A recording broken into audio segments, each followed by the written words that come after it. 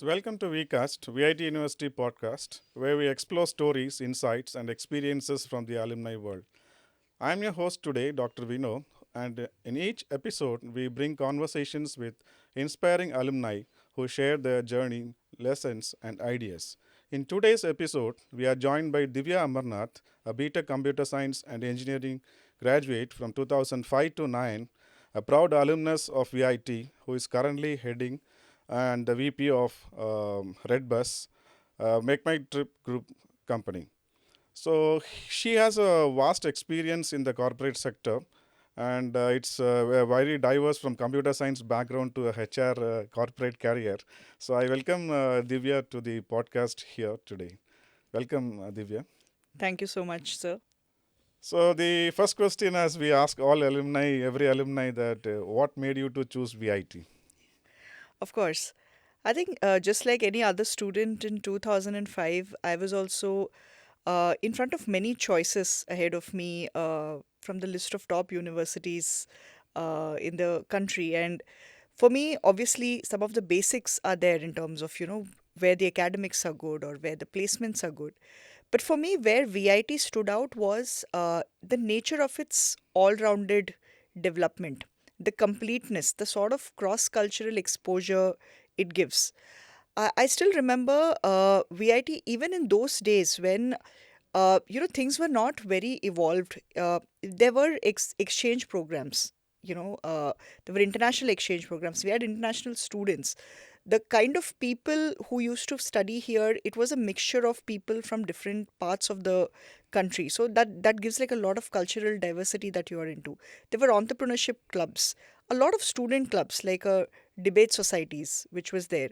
Some of these which really stood out for me on how the co-curricular activities are given equal importance as compared to say an academics and the placement. So for me that really stood out, and that made me actually that made my choice very easy Okay, to it's go with wonderful that VIT. you mean to say about the ecosystem that Absolutely. yeah, at VIT Absolutely. supports your growth. Okay. Absolutely.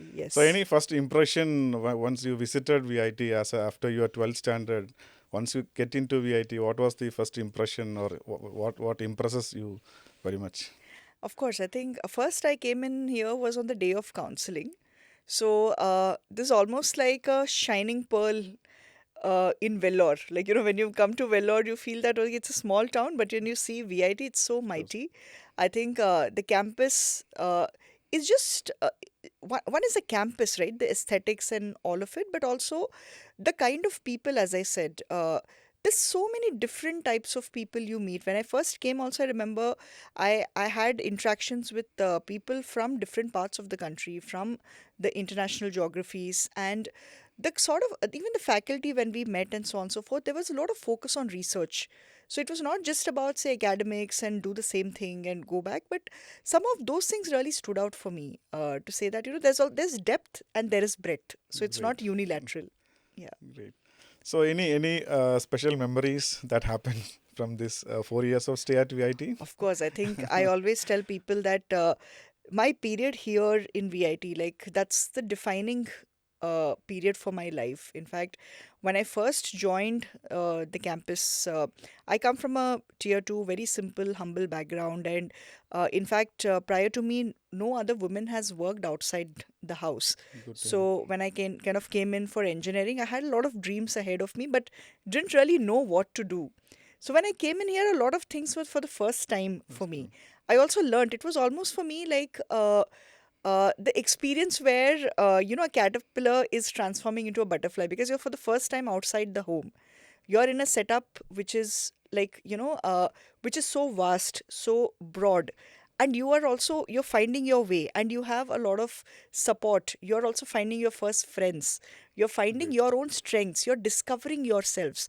So a lot of memories from there for me, right? I think obviously some of the fond memories I carry with me are, the Riveras. I think I've been a very active member during Riveras or the cultural clubs that have been Great. kind of happening in VIT across 4 years. So I used to be in something or the other all the time. You would be Okay. finding me, and obviously those amazing memories like before the exams, how we used to Yes, queue up in prepare. front of the Xerox shop. In fact, last evening when I was here, all I did was go to the Xerox shop and showed my mother and how Great. we used to be there, to get the notes and all of it. So I think a lot of wonderful memories I carry from this campus because it transformed me to what I Okay. have kind of been throughout my professional journey.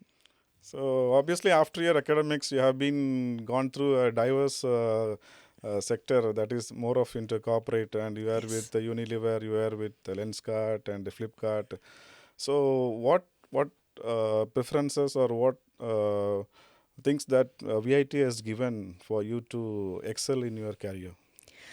So for me, the biggest two learnings I carry from my VIT days are the problem solving skills and the team working skills. Again, given that, as I said, you are exposed to so many things over here, and being a part of things which are obviously beyond academics. Obviously, academics is an important part because that gives you a strong starting ground, but some of these make you versatile, like problem solving skills. When you are actually in the room with, say, few people trying to crack a project, or when you're trying to solve a problem just one day before the event, something has gone wrong, Yeah. you're really trying to get things together for that.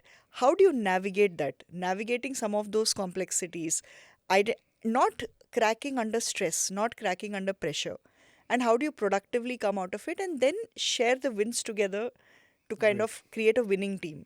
I think those two things really stand out to me in terms of the learnings I carry from this Okay. institution. That's nice to hear.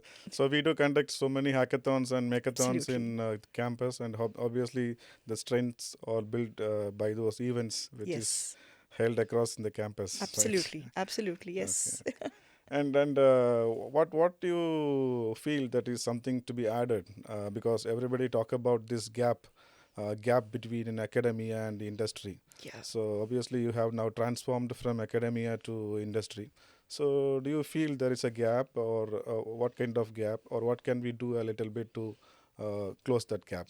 See, I think today, unfortunately, the pace of change is very, very high.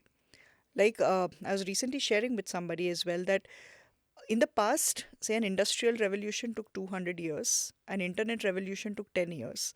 Now we are talking in AI, things are changing on a monthly basis. Obviously, Like, whatever code bases people were using last year, the tools people were using last year are no more no more relevant. relevant. So, and in such a scenario, maybe focusing more on, say, languages, scripts, the semantics of it, I think that's something which may not help people in a long run because that may just get disrupted in a few months' time.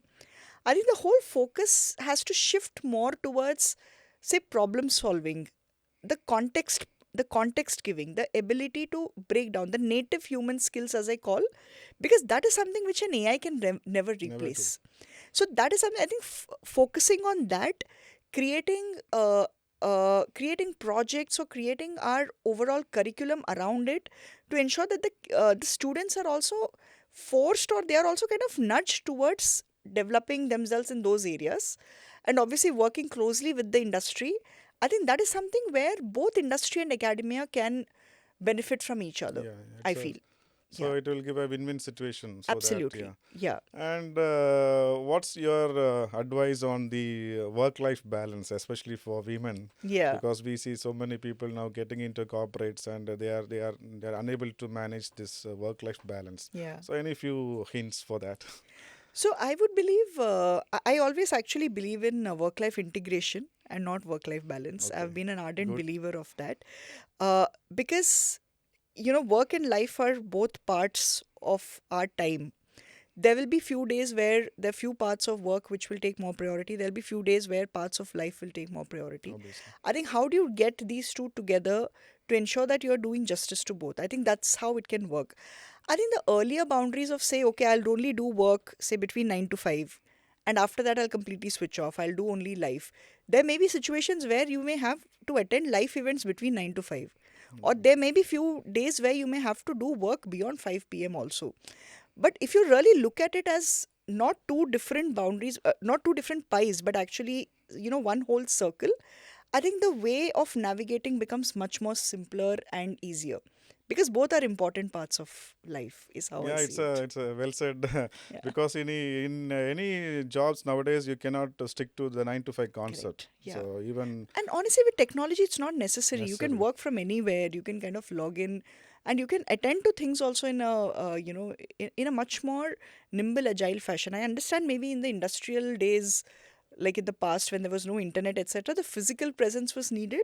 At that point of time, it may have been needed for us to really break the days into this way, but Obviously. not right now. Honestly, Okay. yeah. So any message for the Gen Z? Gen Gen Z, Z. I think Gen Zs are very sharp. I really love few things they do. I think they're very smart in terms of how they're able to get at a problem, very sharply identify what's to be done, how to tackle few things.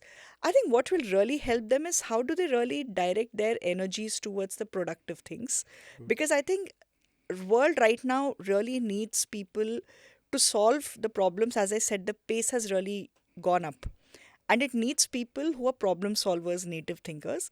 And some of these very sharp kids who are out there, I think by directing themselves and by being more problem solving focused, I think they can add a lot more value to than even what some of us have been able to do, I feel. Good, good. Yeah. And one more is about the failures because Yes. that's again very much important nowadays because people are not ready to face failures. So what's a message again for the students to go through the failure period or to overcome the failure period? See, I think failures are inevitable.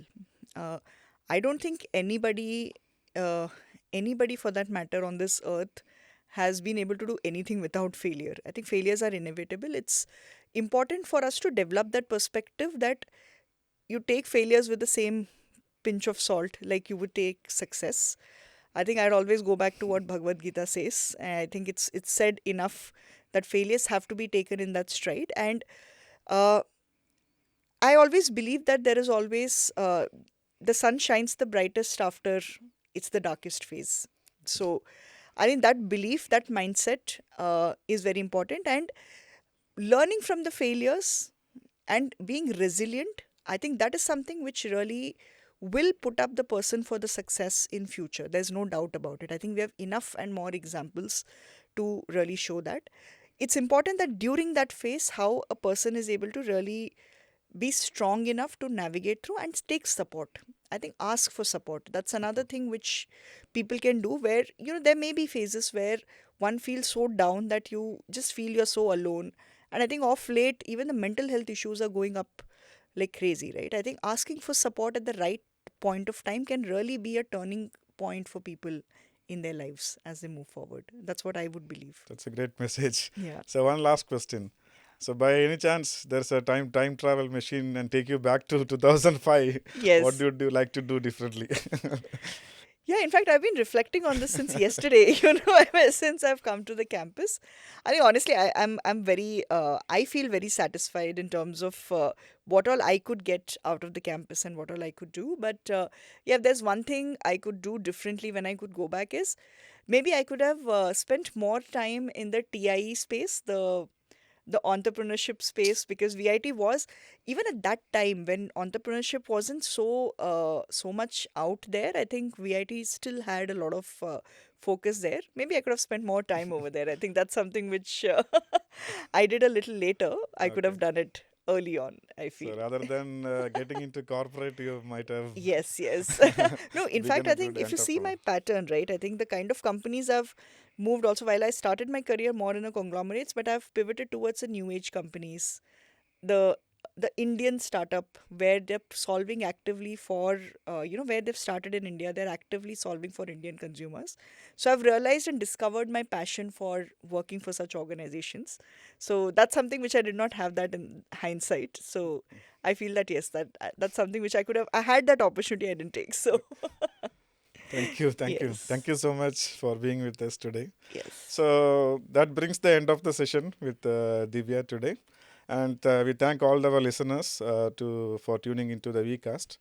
We hope today's conversation inspires our students and the alumni community. I request the subscribers to stay tuned for much more inspiring stories from VIT University podcast. Thank you.